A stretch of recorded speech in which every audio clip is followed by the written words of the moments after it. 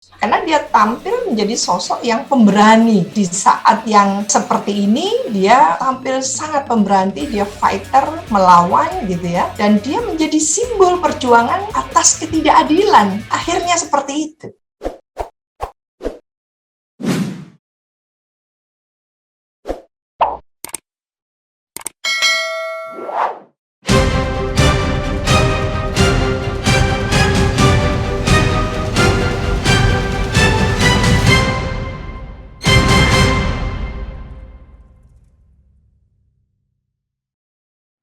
Bismillahirrahmanirrahim. Assalamualaikum warahmatullahi wabarakatuh. Waalaikumsalam warahmatullahi wabarakatuh. Saya hormati Bang Ridwan Saidi, Mas Adi, Bang Rocky Gerung, dan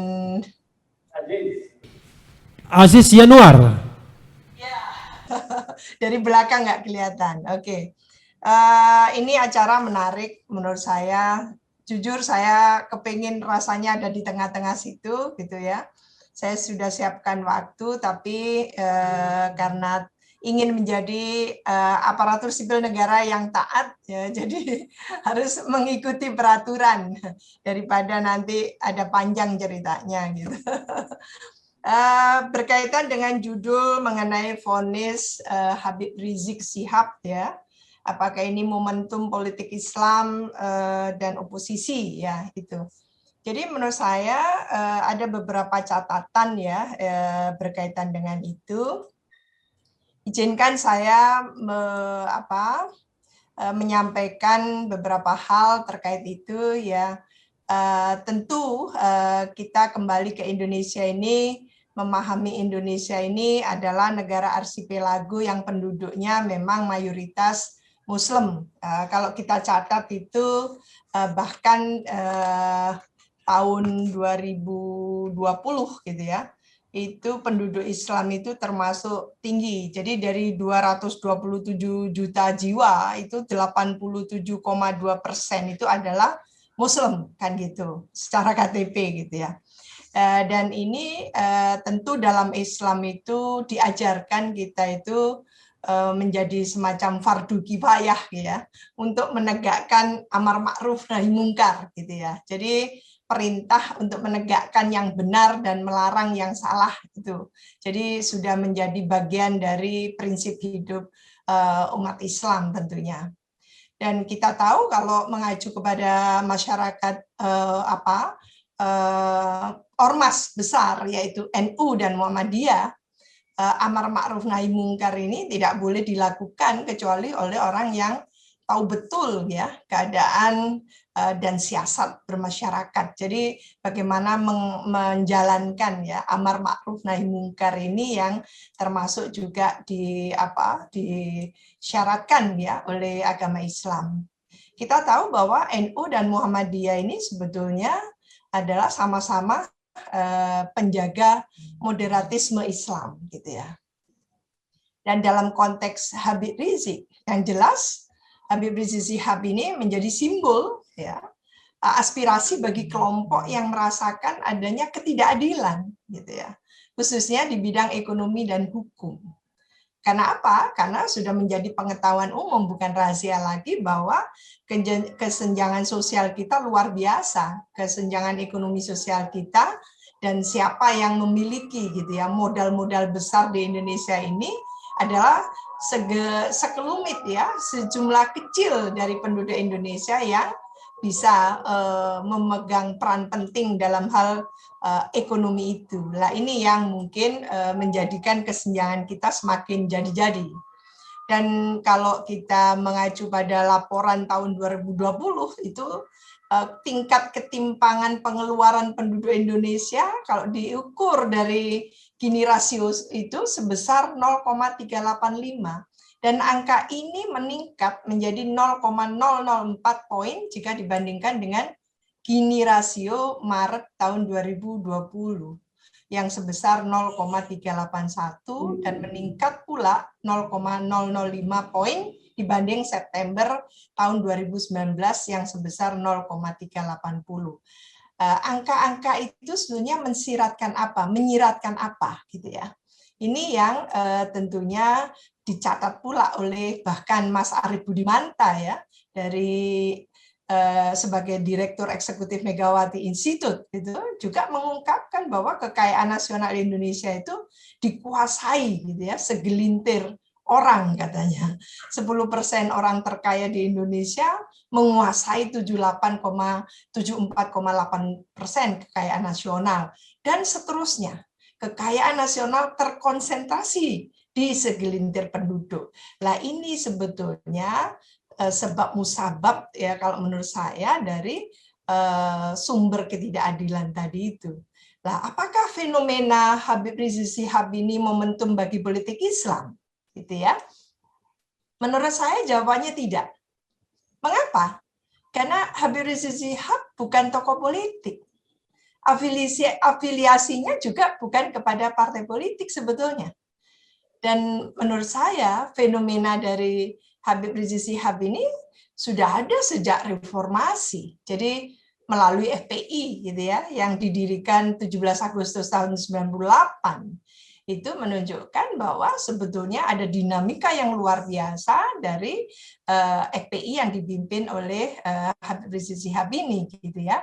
Dari waktu ke waktu, bahkan kalau kita lompat ke pemerintahan Pak SBY gitu ya, Pak Rizik ini pernah divonis 1 tahun 6 bulan di eranya Pak SBY. Itu satu contoh gitu ya. Jadi beliau ini memang sebetulnya cukup fenomenal ya, sangat fenomenal dalam konteks Indonesia gitu ya, dinamika sosial politik di Indonesia. Dan saya melihat bahwa sebetulnya aspirasi dari politik Habib Rizik Syihab ini bersifat dinamis gitu ya, dinamis. Jadi tidak ke partai politik tertentu dia. Misalnya dalam Pilpres 2009 gitu ya. Beliau pernah datang ke JK, ke Yusuf Kala, Pak Yusuf Kala, dan akan mendukungnya. Dia mengatakan jika Pak JK dan Pak Wiranto waktu itu berpasangan gitu ya, itu mau mendukung syariat Islam. Dia mengatakan seperti itu. Tetapi Pak JK tersinggung kelihatannya ya, dan menolak karena menurutnya syariat Islam itu sudah berjalan di negara Pancasila Indonesia. Jadi tidak ada larangan untuk itu. Demikian juga dalam Pilpres 2019 ya, para pendukungnya itu lebih ke Pak Prabowo Sandi. Meskipun kita tahu Pak Prabowo bukanlah tokoh Islam.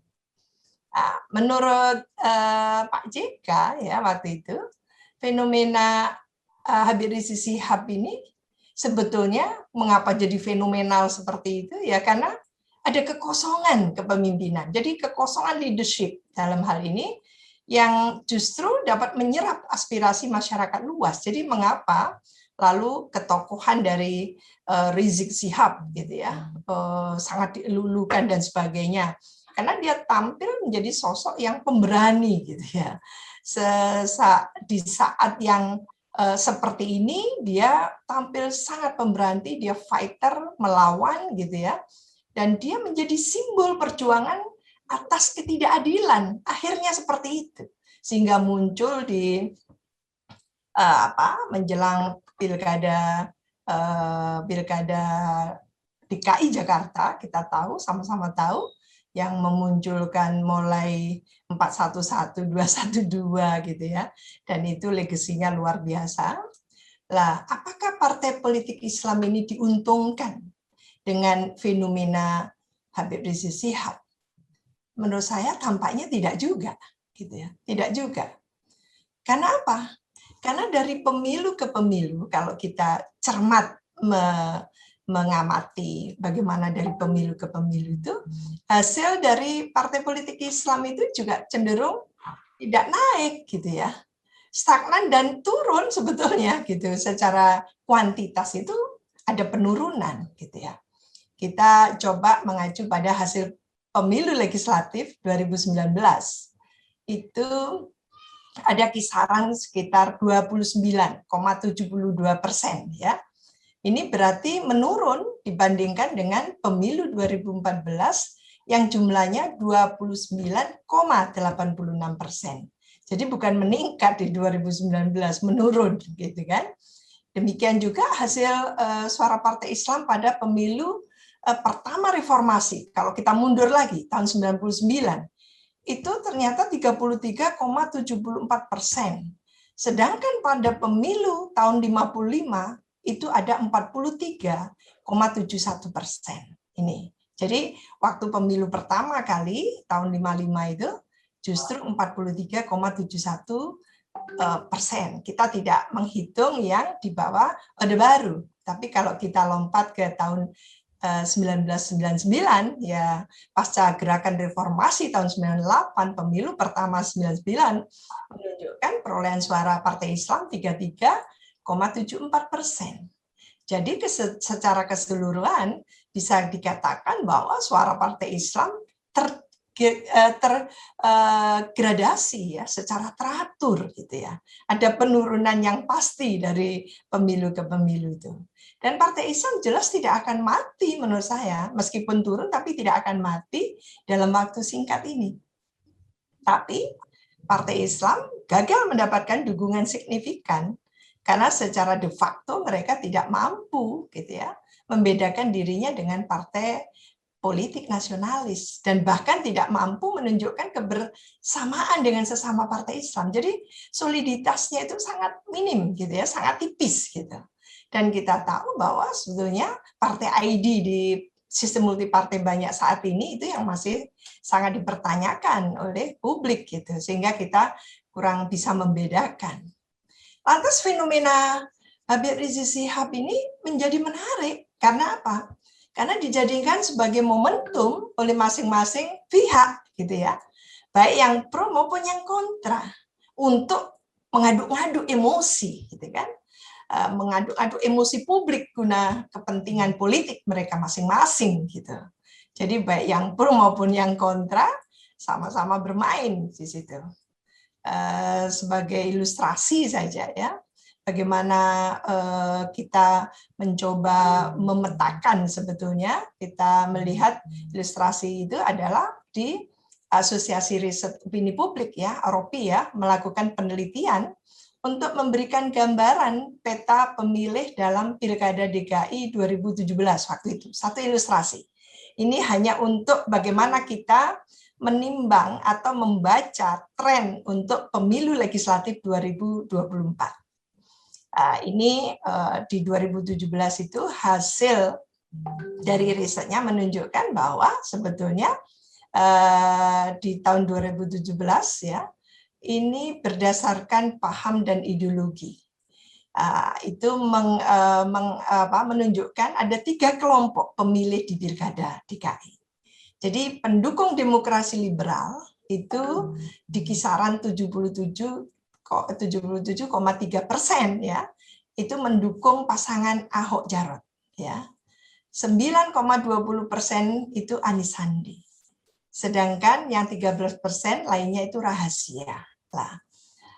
Pendukung negara Islam itu 3,4% ke Ahok Jarot, 85,20% ke Anies Sandi. Ya, pendukung negara Pancasila itu katanya 23,8% ke Ahok Jarot, 67,80% ke Anies Sandi. Ini contoh untuk mengambil kira-kira tren ini masih relevan enggak untuk mengantisipasi Pileg 2024.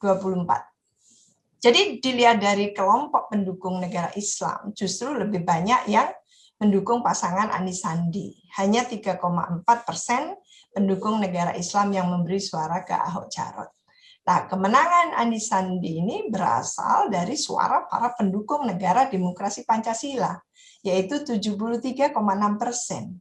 Hanya 9,8% dari kelompok negara Islam.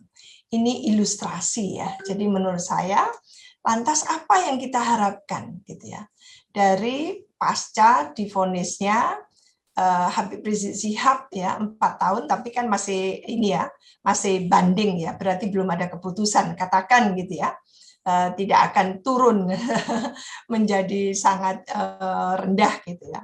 Jadi menurut saya tetap saja perjuangan partai-partai Islam gitu ya, dan tentu gitu keharapan dari umat Islam secara luas itu terhadap munculnya kepemimpinan Islam itu ya masih menjadi mimpi besar yang belum kelihatan untuk dijawab dalam waktu segera saat ini. Kita masih belum bisa memetakan secara jelas karena memang petanya kita melihat partai-partai Islam sulit bersatu, sulit melakukan konsolidasi, yang terjadi justru mereka mengalami friksi, dan friksi itu juga diikuti oleh munculnya partai-partai baru Islam yang ini semakin akan menurunkan tentunya suara dari partai-partai Islam yang sudah ada di DPR. Lain yang menurut saya agak sedikit gloomy gitu ya, karena dari elit-elit politik Islam itu sendiri menurut saya tidak menunjukkan empati yang tinggi gitu ya, yang bisa turun gunung langsung gitu ya, memberikan jawaban-jawaban yang lebih konkret gitu ya kepada masyarakat atau umat Islam. Itu mungkin Bang Rem.